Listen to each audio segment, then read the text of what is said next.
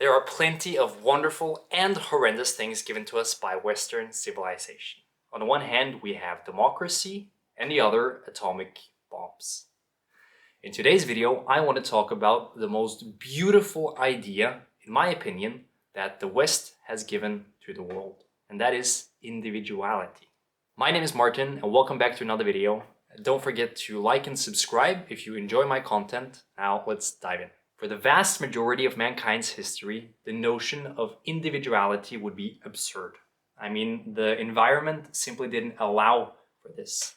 We were struggling to survive, and there wasn't any excess time to be, developing your individual gifts. That was simply not the world that we were living in.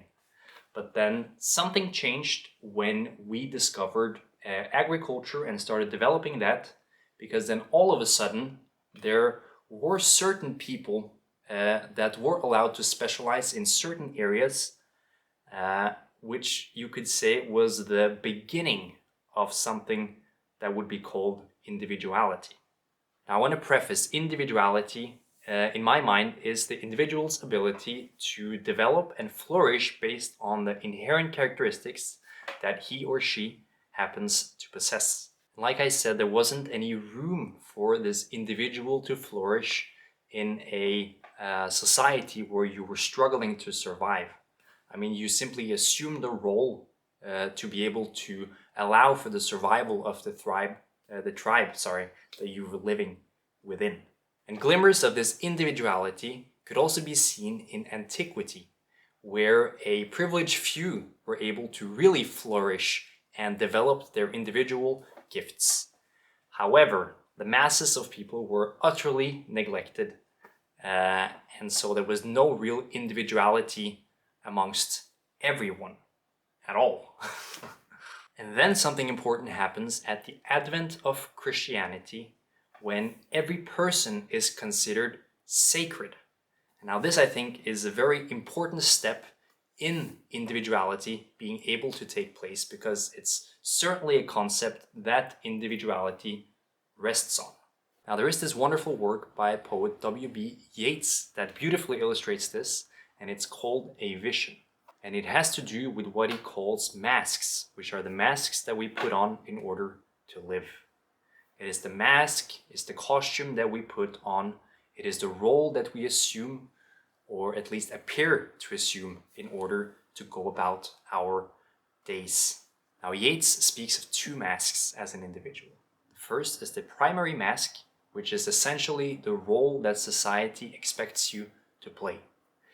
It is the patterns that are laid out by your parents and by society as you grow up.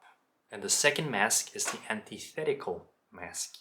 Now, as you begin nearing maturity, the prospects of your own life start to become aware to you. And it starts to dawn on you that you have the freedom to become what you want to do, which is very different from the mask that has been put on you by society. And so this tension begins to grow between the primary mask and the antithetical mask. Yeats and his wife works this out by a symbol of a 28-day cycle of the month. The first day of the cycle, it's dark and you're born. And you start growing mostly in darkness as nature and society urges you on. You bear the primary mask. Then after the end of the first week, the 8th day of the moon is the phase of the half moon, which is adolescence and the awakening of the potential of the full moon, which is the antithetical mask. And all of a sudden you start desiring your own path, your own life, and your destiny. And this creates immense tension with this primary mask that's been placed upon you. You express this desire to break away. Let me go, you say. And you put up a fight with good or bad fortune. And then on the 15th day of the cycle, we have the full moon. That is the fulfillment of the antithetical mask, which is at midlife, mid-career. And if you're going to be anything, it's what you are at that moment. And then the darkness starts mounting again, nature steps back in, and the primary mask takes over once more.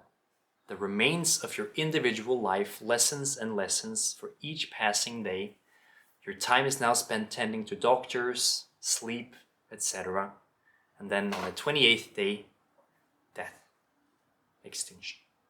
Now here's the interesting thing. No culture has allowed the development of this antithetical mask except in late medieval Europe and modern times. And in the Western world, we have these mythologies that actually intend to awaken this antithetical mask in us. And what all this represents is the potential of your unique fulfillment. So there you have it, this beautiful idea that was born in the West that you have basically everywhere in the world today, at least to some degree, which we often take for granted, but it's something that we should feel incredibly grateful for, that we have this ability to develop our unique characteristics and the things that are inherent in our own individuality.